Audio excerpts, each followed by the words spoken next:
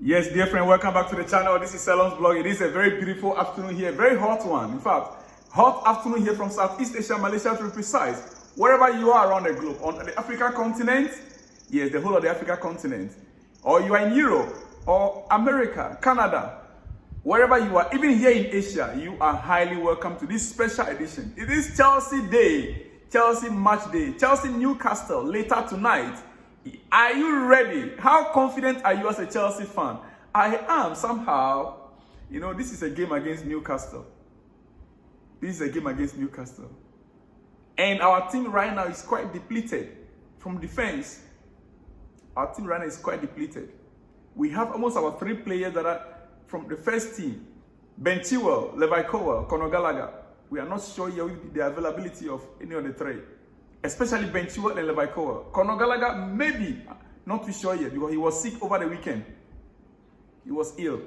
But I will come to my team sheet later in the day. 2 hours to the game, I will come with my predicted lineup. Watch out for that. But right now, more exclusives from the football world. Then I will come back and conclude with Chelsea. Who is going to win the Premier League? Who is going to win the Premier League? Fabrizio Romano is asking. Last night's game, the big game last night, what a game, what a game. But to be honest, Liverpool was robbed. Yeah. That foul that was committed by Doku, that thing could have been a red card for another player. That stamping would have been, I don't know how to call it. But I think genuinely, Liverpool was robbed in that game. Even though I, as a Chelsea fan, I would have preferred Man City winning. And but hey, Man City this season could not beat any of the top 6 teams except one. All the top 6 teams this season, Man City could not beat any one of them except one team. I believe you know. You can tell me that in the comment section. But who is going to win the league this season? It ended yesterday 1-1. Who do you think will win the league season? Arsenal is on top right now with goal difference, 64 points. Liverpool, 64 points. Man City, 63. Who do you think will win the league this season? It's going to be tough. So I think 11 more games to go for the collapse. Chelsea has 12 games to go. After tonight's game, it remains 11 games to play. And that is why technically, I think Chelsea will still have a chance to qualify for Europe. If we can start winning, and hoping some teams on top will begin to drop. But who is going to be dropping for you to be climbing up? After tonight's game, we will just have to conclude that it's over for Chelsea when it comes to, how do you call it, European football next season. Because when FA Cup, the only route to FA Cup now will be to European football will be FA Cup. The only route that Chelsea can go through to European football next season is to win the FA Cup. And how possible would that also be? Can we make it, dear friend? Who is going to win the Champions League? Who is going to win the EPL this season? Man City, Liverpool. It ended 1-1. All right. PSG president Al Khalifa. He said, we want to build a team that can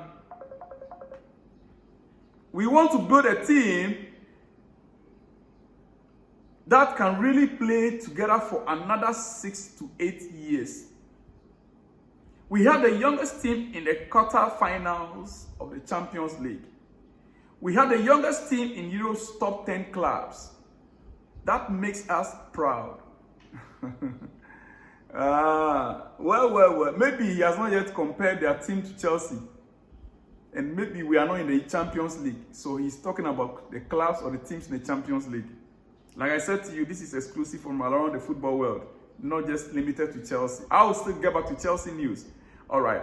So Strasbourg are getting dangerously close to relegation. And Andrew Santos was an unused sub in their match yesterday. Strasbourg, they are also struggling. They are our parent club. They are our parent club. And they are getting closer and closer to relegation zone. And one of the best talent that Chelsea bought over the summer, Andrew Santos, which was known to them, was on a bench, unused. what is happening to that, how do you call him? Patrick Vieira refused to use the young man. And the club is going down and down. I understand what else is facing. They are facing equally the same thing. Too many young talent, and you can't win anything with the young talent you have. You need experience to win games. I understand. But you have players like Andrew Santos on your bench that can influence games in a way. Or maybe he doesn't fit into their system. Or he's injured. I'm not too sure. If he's injured, he will not be on the bench. Just when you think this ownership couldn't get any worse, they amaze you again. It's the same problem. The same problem. All right, Roberto De Zerbi. Roberto De Zerbi, Chelsea's next manager in the making. We're being told that he's the leading candidate if Poch is sacked. We're being told that he's a leading candidate if Pochettino is sacked today.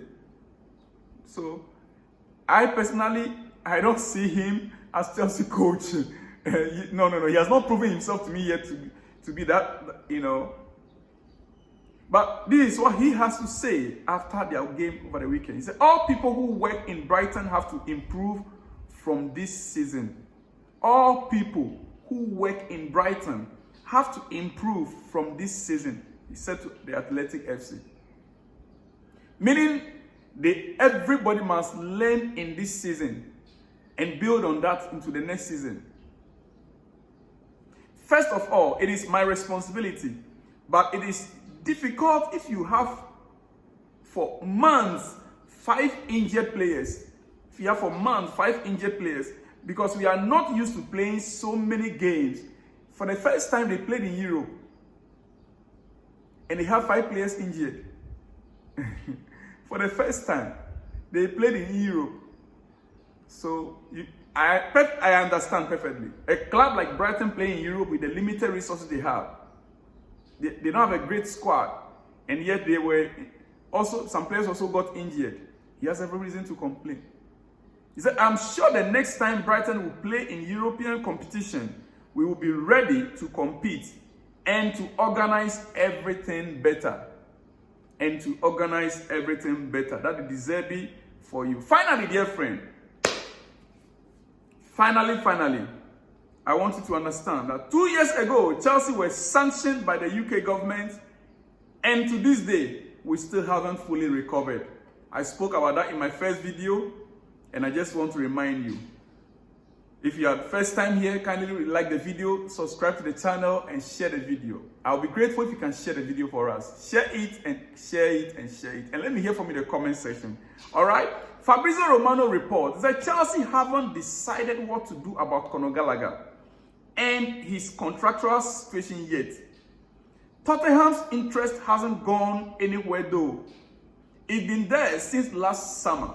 But as of right now, I'm not aware of any negotiations, including a contract offer or any bids. That is how Conor Gallargher issue has stalled. I spoke about it last week. Fabrizio just confirmed it, that there is no negotiations, there is no bid from any club, even though there's still interest from Tottenham as usual. There's no bid yet, and there's no negotiations ongoing regarding Conor Gallargher with any other club. But the negotiations has actually stalled. Dear friend, I will have to leave you here and come back in the next one with more exclusives. See you when you see me. Shalom and peace.